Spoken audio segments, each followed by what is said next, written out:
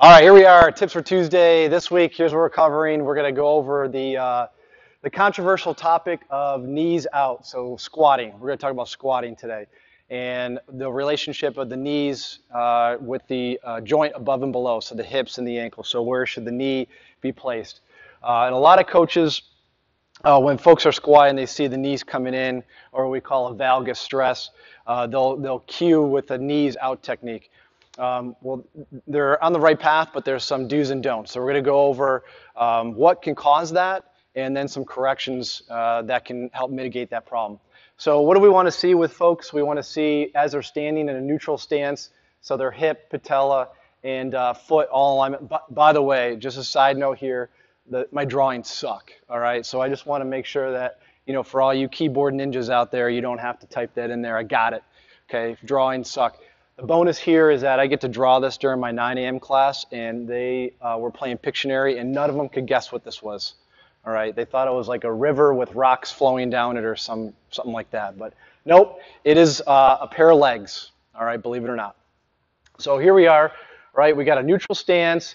We allow feet to be anywhere between neutral and 12 to 15 degrees of external rotation as they're performing the squat. All right, for foot or weight displacement, okay, so ideal weight distribution on the foot, here's what I would like to see is we ask our folks to try to squat and press through the center of the foot, but maintaining points of contact in the heel and maintaining the big toe in contact with the ground. So those are our 3 points of contact that we want to work on right here. All right, so weight distribution in the foot. The valgus stress, so these are the folks here that we'll see kind of going with the knock-knee approach or the knees in situation as a valgus stress. And that's when your knees turn in, so you can see the direction of the arrow. They kind of bow in and the knees almost come in and cave in as you're doing your squat. All right, so that is definitely something we want to avoid because as they squat, their knees are going to be not going to be aligned with the feet, okay, as they squat down. Okay, it kind of looks like someone's peeing. I shouldn't have that there. All right. Okay. Now the other thing that we look at is the Q angle. So some people just genetically are going to be predispositioned with some type of valgus stress if they have what's called a high Q angle. And typically we'll see this in a large female population because females typically, again, have somewhat wider hips than the males. And what the Q angle is this. It's the angle from the ASIS, or the bony prominence in the hip, down to the patella, the kneecap, and then to your tibial tuberosity. Okay, that is the pointy piece right below the knee. Okay, so that's the Q angle. So the wider your hip is, the greater the Q angle. So the greater the Q angle, the greater the chance of your knees going in, all right, when you squat. Now, this plays a huge role in also jumping activities, so box jumps and things of that nature. If you have someone that has a high Q angle and knees go in, all right, that person is going to be susceptible to a whole plethora of knee injuries, patellofemoral syndrome, ACL, MCL, stress, and tears. Those are some things that we get concerned about with a high Q angle and a combination of that valgus stress. Okay, so this is kind of just our little chalk talk here in regards to some brief anatomy and what we're looking for. All right, and now we're going to go into the corrective stuff. So how do you work with somebody that has this? So you can coach knees out, but there are some people that just simply cannot understand or know that they're moving in this pattern. So what are some ways we can kind of cue that and help with that situation? So one thing we're going to do is we're going to bring Chelsea in here. Chelsea's volunteered graciously to help us with our video production today. So she's going to we're going to go over what exactly we're looking for in regards to knees out. So she's going to get into a squat stance, or her squat stance. All right. So we allow the feet again to come out about 12, 15 degrees, external rotation. And you can see her knees are aligned over her feet. And when she squats, we want to make sure that we maintain that when she squats. So when we talk about screwing the knee out, okay, it's keeping the feet stable, all right, but what we're talking about is taking the femur and externally rotating it. So as she squats down, we want to see that external rotation in the femur so that the knee tracks over the feet that are turned out slightly. Okay, that's what we talk about screwing out. By no means do we talk about, turning the feet out wider and seeing this kind of situation here. So we want to maintain this foot placement and drive those knees out with hip external rotation. All right, so that is what we're talking about when we're cueing knees out. Okay, all right, so some things that we want to do. What leads to the valgus stress in the knees going in, or the knock-knee situation? Typically, it's going to be a tight heel cord and calves and your adductors, so your groin muscles. So your groin muscles, if they're tight, they will pull you in. So will your medial calf muscles, they'll pull you in. So those are some things that we want to address. Okay, those are going to be tight muscles. Now, you also have weak muscles or inhibited muscles that are not pulling your knees out, and those are going to be your hip external rotators and abductors. So abductors are muscles that pull your leg out, okay, and then external rotation. Okay, so that's going to be like your glute medius, TFL, those types of muscles that we're going to work on. All right, so in a previous episode, we covered heel cord and calf, but I just want to reiterate or reemphasize that. So here's what it'll look like. You're going to get a foam roller, or I like the PVC pipe. You can use a number of other implements, and we're going to start at the heel cord. She's going to get a little, you're right, with a little overpressure with the leg, and then she's just going to rotate left to right, left to right. And she's going to work that out for about a minute or so, and then she's going to continue all the way down to the upper calf, okay, until she feels like she hit that point. All right, and then she'll do both legs, spending about 2-3 minutes per leg. All right, so that's, and then she'll just roll down, show the calf. Okay, so you want to get the medial and lateral heads of the calf muscle. All right, okay, so that's going to be heel cord calf, and then we're going to do the adductor stretch. So let's just go ahead and show that. So let's go here, left leg here.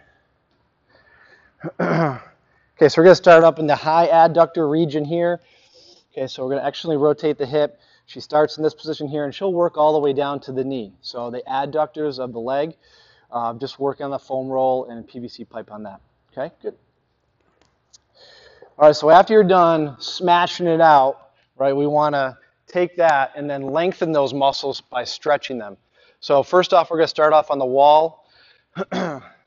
Okay, we're just going to do like a traditional calf stretch, so foot up against the wall. And the bonus here is that you get the plantar fascia, so the bottom of the foot here. We can also do the shoes off. All right, we're going to get the heel cord and then the bottom calf muscle, the soleus on that. Okay, so that's going to be just a typical wall stretch. And then in here we also have what's called the pro stretch, and that's just a calf stretching implement, and we'll get on there and we'll do 1 minute per side on that. Or another thing you could do is actually take your foot and rock it back and forth slow, all the way down, all the way up. And you can do 1 minute of rocks back and forth, and that's more of a dynamic stretch for the calf as well.